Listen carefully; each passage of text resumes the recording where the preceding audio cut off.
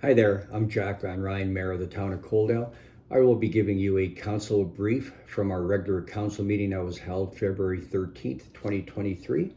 And the first item of business that came up was regarding the Civic Square outdoor space project, and that was presented by our manager of infrastructure, Dustin Yankee. So the Civic Square project is located directly behind the new town office building, also known as the Civic Square. And the purpose of the staff report was to provide council with information on the current status. And it goes all the way back to our May 9th of 2022 regular council meeting, where council directed administration to proceed with detailed civil design of the Civic Square outdoor space, and for this design to include the requisite rough-ins for an outdoor skating rink, with the intent of installing a HVAC chiller in a future phase or at a time as directed by council. Further, that council direct administration to host public engagement activities for the purpose of determining what program opportunities are a priority within the space. And based on that survey that we did, we came back with sufficient information to start the design work, which we're working on right now. So some of the highlights of the presentation by Dustin were that for the outdoor space for the skating rink, we are going to put up two buildings instead of one. So to create an enhanced entrance feature on the west side of the site, the building is proposed to be split into two separate structures.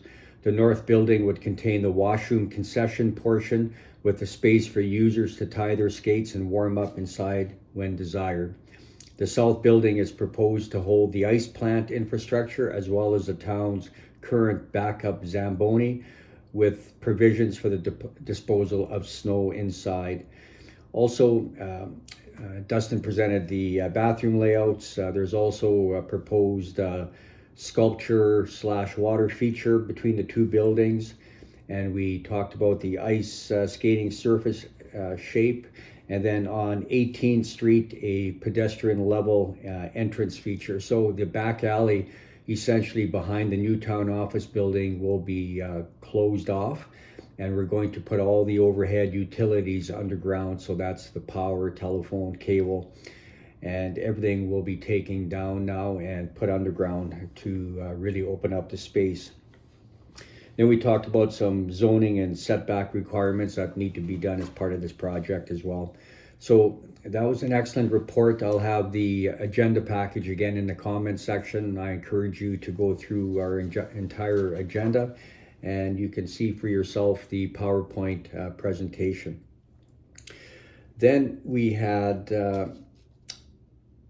the Gem of the West Museum present to council. We had the Gem of the West president, Lyndon Hutchinson, and Craig Day, that works for the Gem of the West Museum Society.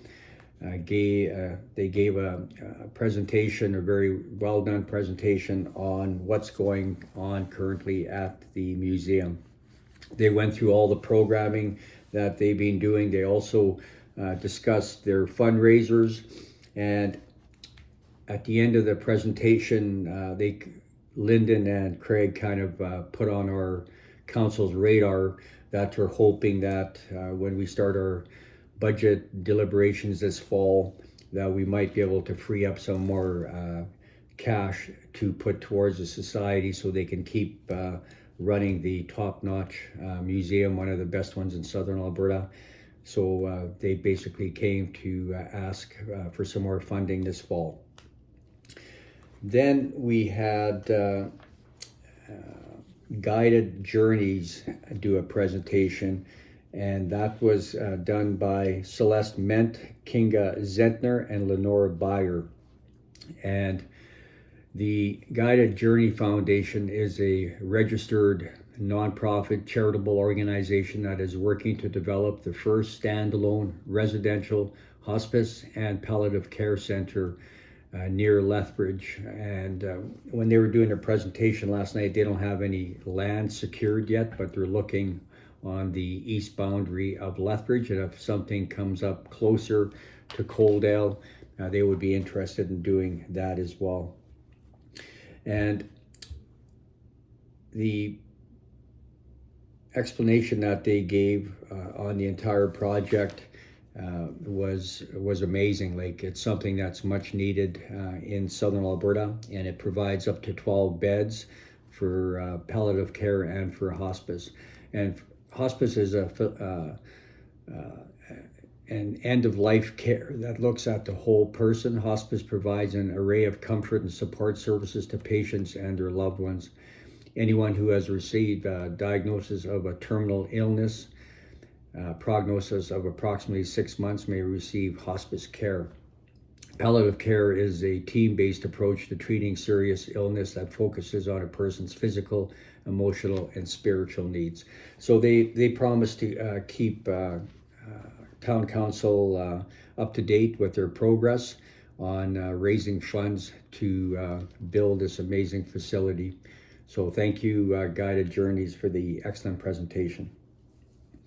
Then we had our Director of Growth and Investment, Cameron Mills, present on a industrial incentive policy.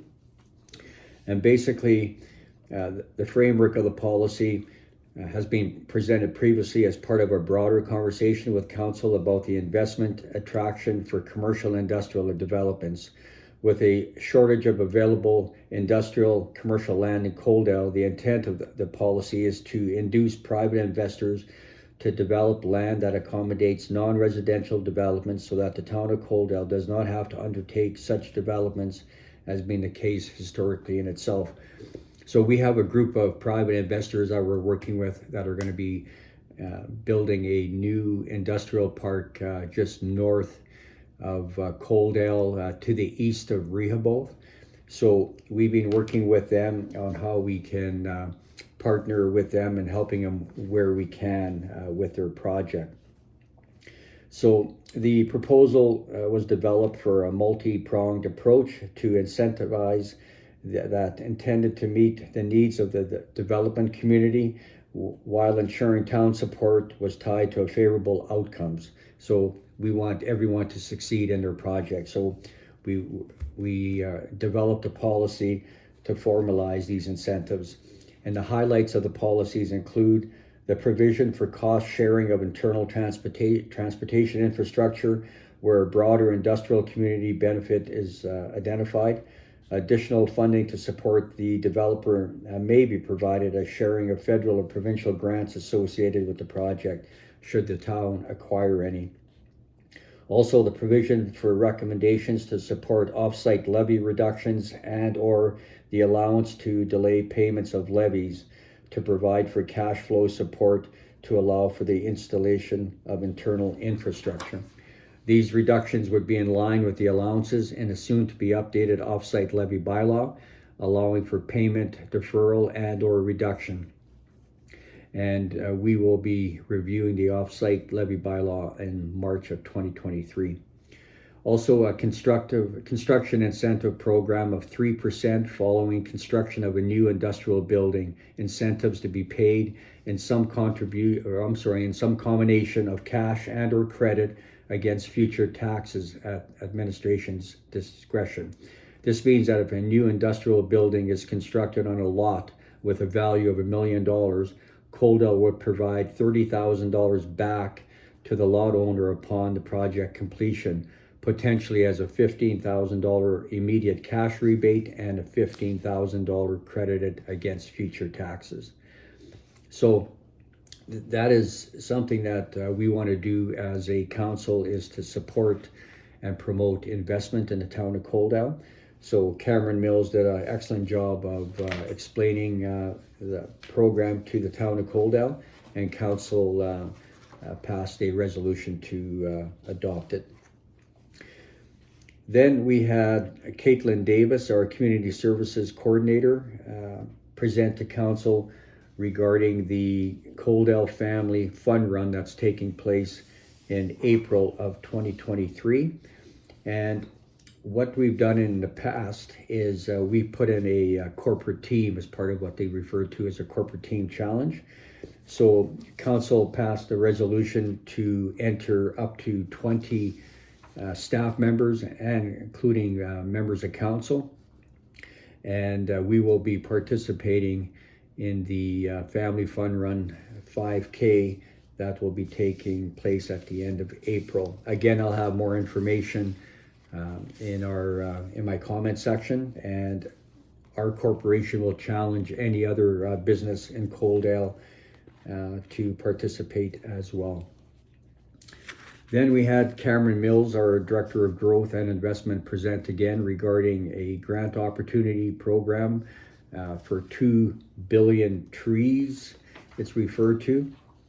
And the 2 billion tree program had first calls for proposals in February of 2022 and is opening again for calls in 2023.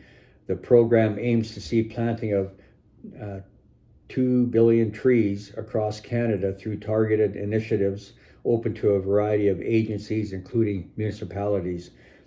So the program was divided into 2 streams, and one of the streams involved the town of Coaldale applying for a grant where we would receive 10,000 trees. And the 10,000 trees is something that we need to take all at once. We have to have a planting program in place as to where these trees are going to go before we can even apply. And we, after a long discussion at our meeting, it was decided that we just do not have the staff to be able to do this project properly at the moment. So we have other granting opportunities that we're looking at as well, because everyone around the council table, including administration, we would like to plant more trees near and around the birds of prey, and more so around the new high school and rec center. There's lots of opportunity to plant trees there, but we do not have the space or the irrigation to plant 10,000 trees. Like, it's easy to plant a tree, but then you have to water it and look after it.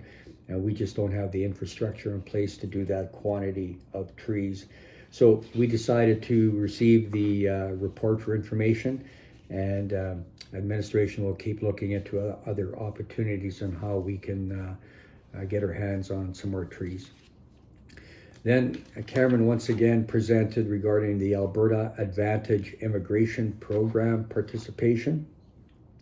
So the Alberta Advantage Immigration Program, formerly the Alberta Immigrant Nominee Program, is an economic immigration program that nominates people for permanent residence in Alberta.